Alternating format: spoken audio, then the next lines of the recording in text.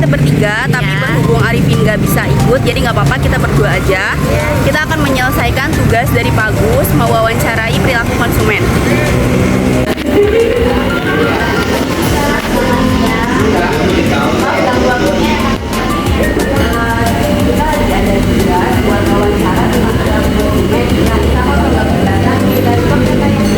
Pertanyaan pertama, kira-kira apa sih alasan kakak datang ke tempat ini hari ini?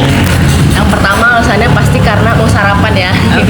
Dan juga karena rasanya enak di sini. Kira-kira apa sih yang jadi pertimbangan kakak untuk memutuskan mau makan di sini nih, entah itu kayak rekomendasi, harga atau rasanya yang enak?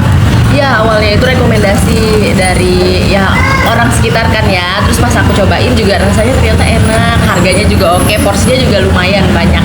Menurut kakak nih, seberapa penting sih review dari konsumen-konsumen yang ada di sosial media atau dari review orang-orang gitu kak? Wah kalau review itu penting banget ya, apalagi zaman sekarang kan sosial media tuh tersorot banget, orang mau nyari makan apa aja lihatnya dari sosial media dulu. Makanya review dari sosial media itu benar-benar penting, harus ngasih rating yang baik biar orang-orang mau datang. Kalau sekali aja dapat rating jelek pasti kan susah ya orang datang lagi. Setelah kakak puas dengan apa yang tersedia di warung ini, apakah kakak akan merekomendasikan tempat makan ini kepada orang-orang lain, kak? Pastinya kalau kita nemu tempat makan yang enak pasti kita mau rekomendasi ke orang-orang lain juga kan, tentu. Iya pasti. Pertanyaan terakhir, apa sih yang membuat kakak akhirnya memutuskan harus tempat ini nih dibandingkan tempat-tempat lain? Kalau kenapa harus tempat ini, karena pertama dari segi rasa ya, dari segi rasa dia rasanya juga oke, enak. Yang kedua porsi, yang ketiga harga. Itu. Terima kasih banyak ya kak ya, maaf banget udah ganggu waktunya. Sekali lagi makasih banyak. Iya, sama. Mas, makasih mas. Contoh dalam video ini adalah mencari tempat makan. Kamu ingin mencari tempat makan dan mempertimbangkan beberapa restoran.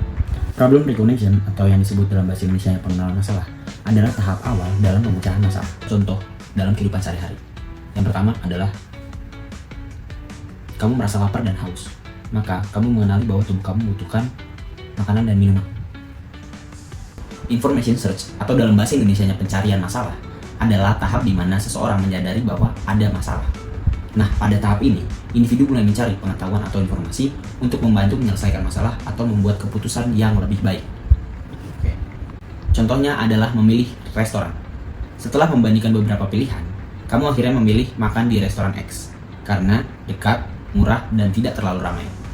Selanjutnya, product choice atau pemilihan produk adalah tahap seseorang mengevaluasi berbagai alternatif dan akhirnya membuat keputusan untuk membeli produk ataupun layanan yang dianggap paling sesuai dengan kebutuhan.